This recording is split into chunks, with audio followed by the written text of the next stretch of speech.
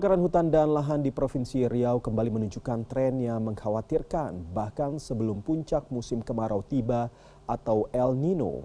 Dalam 3 bulan pertama tahun 2026, luas lahan yang terbakar telah mencapai ribuan hektar. Ini menjadi sinyal awal meningkatnya potensi kebakaran skala besar. Tentunya terkait hal ini, saya akan berbincang dengan Kepala Pusat Data, Informasi, dan Komunikasi Kebencanaan BNPB, Abdul Muhari. Halo, selamat sore Pak Aam. Apa kabar Pak Aam? Mas Iqbal, alhamdulillah kabar baik. Baik, Pak Am, langsung saja Pak Am. Jadi sudah berapa besar sebenarnya luas lahan yang terbakar dan seberapa mengkhawatirkan angka ini dibandingkan tahun-tahun sebelumnya? Ya, untuk karhutla di 3 bulan pertama ini, untuk 6 provinsi prioritas penanganan karhutla yang biasanya menjadi titik terdampak paling parah setiap kali musim kemarau, yaitu Riau, Jambi, Sumsel, Kalbar, Kalteng, Kalsel. Memang di 3 bulan pertama ini Riau cukup signifikan dengan total catatan kami itu sekitar 2.883 hektar. Tetapi ini sudah kita uh, antisipasi, artinya sudah kita ketahui dari di awal. Memang 2000 ini seperti disampaikan oleh BMKG beberapa minggu sebelumnya, ini akan menjadi musim kemarau yang cukup signifikan, tetapi ini juga masih akan lebih besar nanti di 2027 yang akan merupakan puncak El Nino. Itulah sebabnya pada minggu ketiga bulan Ramadan kemarin, satu minggu sebelum hari Lebaran, kita sudah melakukan kesiapsiagaan di Riau yang dipimpin langsung oleh Bapak Menko Polkam. Kita sudah melakukan pengecekan kesiapan alat perangkat, personil dan anggaran. Dan untuk antisipasi sendiri, ujung tombak dari karhutla ini memang itu ada di tim darat, Satgas Darat, TNI Polri, Manggala Agni, relawan, BNPB, dan seterusnya.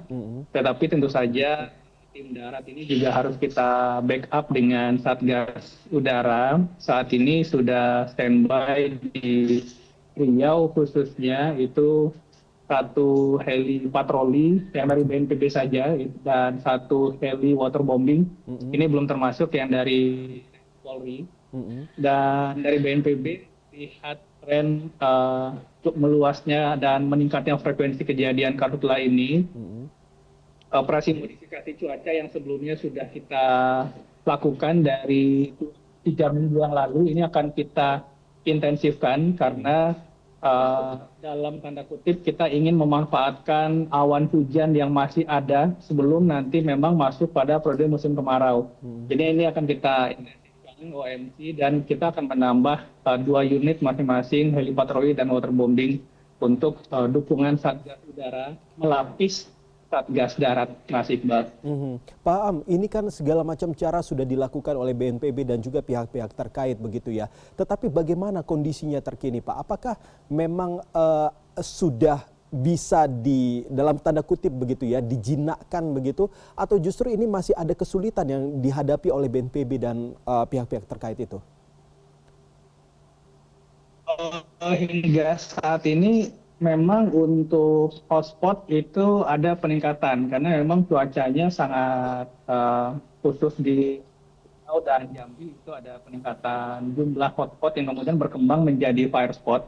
Tetapi untuk respon di lapangan sejauh ini tim Satgas Darat, TNI, Polri, BNPB, BPBD dan relawan itu cukup intensif.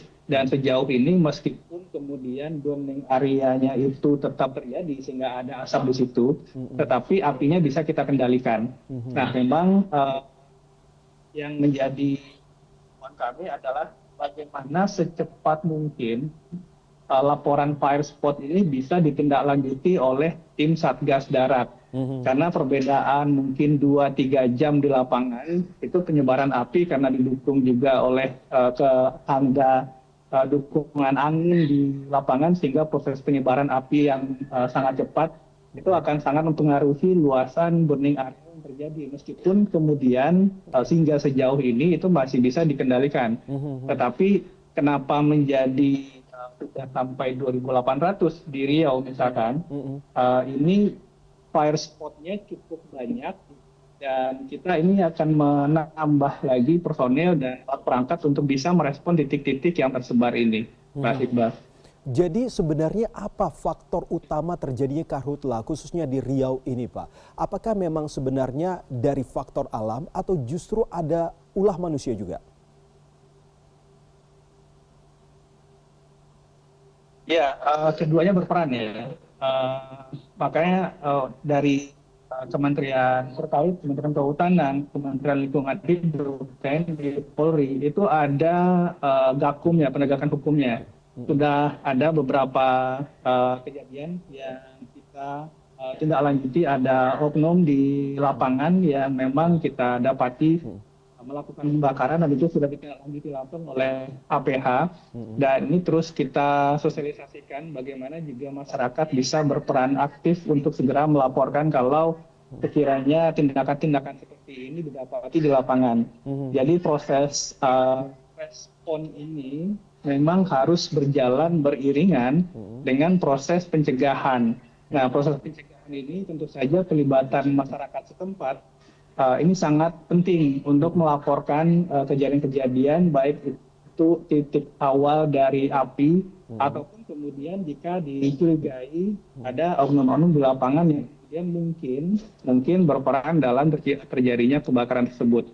Yang pasti APH di lapangan, TNI, kemudian Kementerian Kehutanan, Kementerian Lingkungan Hidup selalu siaga untuk bisa upaya responsif atau upaya antisipasi setelah terjadinya kebakaran ini berjalan berbarengan dengan upaya mitigasi untuk mencegah bagaimana tidak terjadi kebakarannya.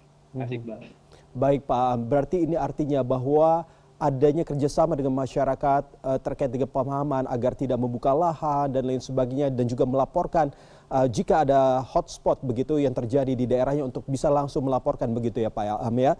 Pak Am, terima kasih sudah berbincang dengan kami di CNN Indonesia Newsroom dan semoga apa yang tadi sudah Bapak sampaikan bisa diterima oleh masyarakat dan karhutla ini bisa dicegah sebagaimana semestinya apalagi ini sebelum El Nino itu muncul begitu. Terima kasih sekali lagi Pak. Salam sehat selalu.